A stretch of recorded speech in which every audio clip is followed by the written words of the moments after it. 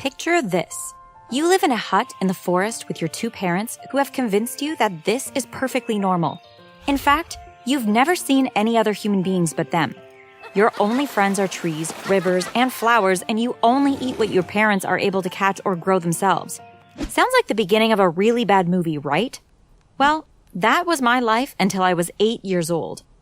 Before I continue, please like the video and subscribe to the channel. Hit that notification bell too, and your greatest dream will come true. It really works. Now, don't get me wrong, guys. I wasn't neglected or anything. My parents treated me like I was everything they'd ever hoped for. My mom was always hugging me and telling me how awesome and brilliant I was. And my dad? He was the best. He taught me how to survive on my own, and he told the most creative stories ever. I couldn't sleep if he wasn't around. This is why what they did next made absolutely no sense to me. Can you imagine your world being turned upside down and you had no idea why? One morning, I was sleeping very peacefully when my mom shook me awake. It's time to go. Where? Away from here. I didn't even know what away could possibly be. I imagined that if any other people existed, they all lived in little huts in the forest with their parents and separated from everyone else. I got up, got dressed, and looked around. My parents had packed the few things they had, and my dad was sitting there looking sad. "What's happening, Daddy? Where are we going?" Away from here, he replied. When it was time to leave, he picked me up and put me on his back so I wouldn't have to walk. The journey took about 2 hours, and then we reached a road. I saw a car whoosh by, and my heart nearly jumped out of my mouth. "What is that fast animal?" I squealed. It's not an animal. It's a car, my mom replied. As they walked along the road, more cars went by, and I saw people inside. This was so fascinating. Not just the cars, but to see other people. Here, eat this. It will give you energy, my mom said while putting a strange substance in my mouth. I fell asleep immediately. When I woke up, it was already night. I was on a couch in the living room. There was a woman staring directly at me. I jumped. "Who are you?" I asked. I'm your Aunt Margaret. It's nice to meet you, Carla. "You're not an aunt. You're a human. Where are my mom and dad?" Not an aunt, an aunt. That's what we call a parent sister. I'm your mom's big sister. I'm sorry, but your parents had to leave. They left you with me. "When will they be back?" I don't know. I started crying and crying. How could they do this to me? I'd never even been near another person, so why would they just leave me all alone in this house with a stranger? There. It will be fine. I promise. Let me take you up to your room. You'll be sharing with Hannah, your cousin. She's 3 years old. She reached out her hand to me and I held it. She took me upstairs to a very cute bedroom. Hannah was sleeping on one bed and she pointed to another bed, which was for me. I didn't know what else to do, so I just went to the bed and continued crying for the rest of the night. The next day, I woke up with Hannah's face above mine. She was staring at me. Yay! You're up! Finally! Somebody to play with me. Do you want to see my dolls? What are dolls? It turned out that I had a lot more to learn in this crazy world I didn't even know existed. After my sadness became more bearable, my aunt took me out and explained different things to me. Don't laugh, but my first trip to a supermarket was mind-blowing. We were walking through aisles and aisles of food, and I felt like I was in some kind of weird dream. "So you don't have to catch your own food?" I asked as I watched my aunt pick up some packages of meat. She laughed. Of course not, honey. We just buy them. Buy with what? Money. How do you get it? Well, you work. I'm a secretary at a law firm. While I'm sure this is all gibberish to you, you'll understand someday. Can I work? Not yet. It's against the law. Plus, you have to go to school first. What school? I wasn't prepared for her answer. A place where children had to sit all day, listening to adults? I wanted to run back home to look for my parents, but I didn't know the way. The next week, I started the 3rd grade. It was a Monday, and I will always remember this day as one of the most embarrassing days of my life. The teacher, Miss Sunny, made me stand in front of the class to introduce myself. Then she showed me to my seat. I was next to a boy named Todd who looked at me like I was some weird creature. Then Miss Sunny started handing out books, and she asked everyone to read one sentence. I held the book upside down, and I had no idea what I was supposed to do with it. My parents never taught me to read, and I couldn't understand all the symbols on the pages. I burst into tears, and everyone laughed. Oh my gosh! Miss Sunny gasped. You can't read, can you? I couldn't understand because I didn't know what that meant. Anyway, I spent the rest of the year in remedial classes with a nice man named Mr. Jameson. He taught me how to read, count, color, and everything else a child my age was supposed to do. By the end of the year, I was ready to join the kids in my grade again. I didn't enjoy that, obviously. Can you imagine having nothing to do all day and just enjoying your simple life in the trees and then being forced to sit in a box for 7 hours a day? I didn't understand why this was happening to me. My life wasn't getting any easier either. I felt sad every single day because I wondered when my parents were finally coming back for me. I'd ask my aunt, but she seemed just as clueless. Stop worrying, darling. Just take it one day at a time. You will see them again someday. Years passed and my parents never showed up. They never sent letters, called, or anything. The only thing that made me really happy was food. The first time I tasted ice cream, it felt like magic. I mean, we didn't even have a fridge in our hut in the forest, so the concept of something being frozen was totally new to me. I wanted more and more, so I ate, and it made me feel better.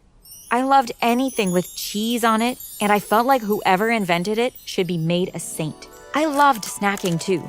Long story short, my mouth was always moving because there was something in it. You eat too much, Hannah said to me one day while we were watching a movie. We were both teenagers then.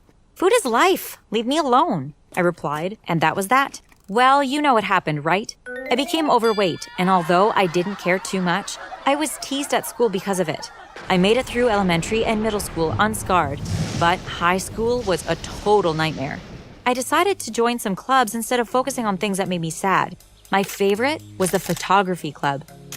I made a really good friend there. His name was Landon, and we had a few things in common. He lived with an uncle because his mom was in prison and his dad disappeared when he was born. Why don't you look for him? I asked him once. Well, he's just a deadbeat dad. I'm pretty sure he's nearby, but if I find him, it won't change anything. I have deadbeat parents, so I understand. Have you ever tried to find them? No, the thought never crossed my mind.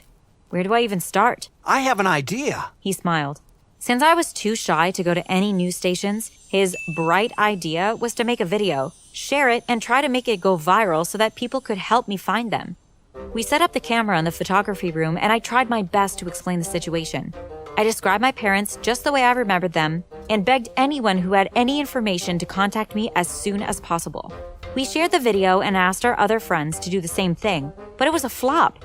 It got a few likes, hearts, and 27 shares. After a month, we gave up. Years passed and Landon and I were doing our Bachelor of Fine Arts in photography in Paris. You know how they say that everything falls into place when you're least expecting it? That's sort of what happened. We were in one of our most interesting classes watching a documentary on modern photographers around the world.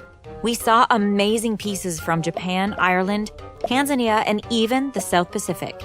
Then we reached Russia.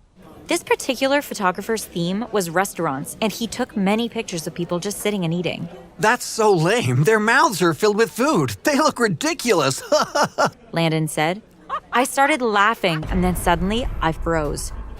I saw two people who looked exactly like my parents sitting with a little girl at a cozy-looking cafe.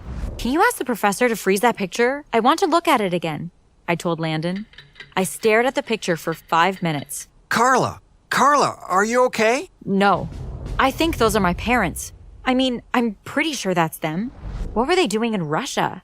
I asked my professor for that photographer's name, and I tried to contact them.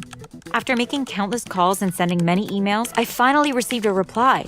He told me he didn't remember the exact address of the place he took the picture, but he gave me the name of the town. I had been working really hard to pay for my tuition, and I had some money saved up. It was a risky decision, but I spent half of the money on a plane ticket. I was off to find my parents. It felt like the third grade all over again because I couldn't read anything in that place. All the letters looked like funny symbols, and I had no idea what on earth anyone was saying. Luckily, the town wasn't far from the airport, and I just had to show the address to a taxi driver. When we got there, I got out of the car and walked around. Although I had printed the picture, who could I show it to and how would I explain my situation? I wasn't sure, but I had to try. I felt like I was walking in circles, then I finally reached the cafe from the picture. I hope this is it and not a replica, I thought. I went inside and showed the picture to the waitress. They looked at me like I was weird. Then, finally, a short, chubby man came to help. Hi, I am the owner and I speak English. What do you want? He said. Do you know the people in this picture? Well, I don't know them very well, but they come here every Tuesday. Luckily, it's Monday today, so you can try coming back tomorrow. Who are you? An investigator? Are they in trouble? No, I'll see you tomorrow, I said and left. I went to a little bed and breakfast, showered, changed, and slept. The next day, I went to the cafe before daybreak. It wasn't even open yet, but I was determined to see my parents whenever they came. At about 11 o'clock, it finally happened. They walked in smiling, with the same little girl from the picture, but she looked a little bit older. I approached them immediately. Mom? Dad? My parents looked like they had seen a ghost. How did you find us? Said my mom. Wow, nice to see you too. That isn't important. What I want to know is why you abandoned me. My dad started crying and the little girl looked confused. I'm so sorry, Carla, honey. Let's sit down so we can talk about this. We sat down and the little chubby man I met the day before took our order. He looked very interested in what was going on. It's not your father's fault. I was tired of living in the forest and I wanted a fresh start. I convinced your father to move away with me.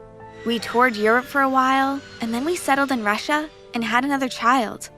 This is Anessa, your sister. Why couldn't you take me with you? The future was too uncertain. You would have been safer with my sister. Why didn't you call, send letters, let me know you were alive and that you hadn't forgotten all about me? We felt it was best this way. Weren't you safe? Weren't you cared for? My dad sat there looking sad and didn't say anything. I was heartbroken that they didn't understand how their disappearance had hurt me so much. I left the cafe without saying another word to them, and I flew back to Paris that evening. I called my aunt as soon as I got back to tell her everything that happened. Wow, I can't believe you found them. When they left you with me, they told me it was only going to be a week, that they were going to look for regular jobs so that you could have a normal life. When I realized that they weren't coming back, I decided to take care of you like you were my own, and to not make a big deal. Although I was heartbroken, I was thankful for an aunt like her. Maybe one day I will meet my little sister again, and maybe my parents will come to their senses. Who knows? But I know what you're thinking, and you're right. My parents suck. But for now, I'm ready to move on with my life.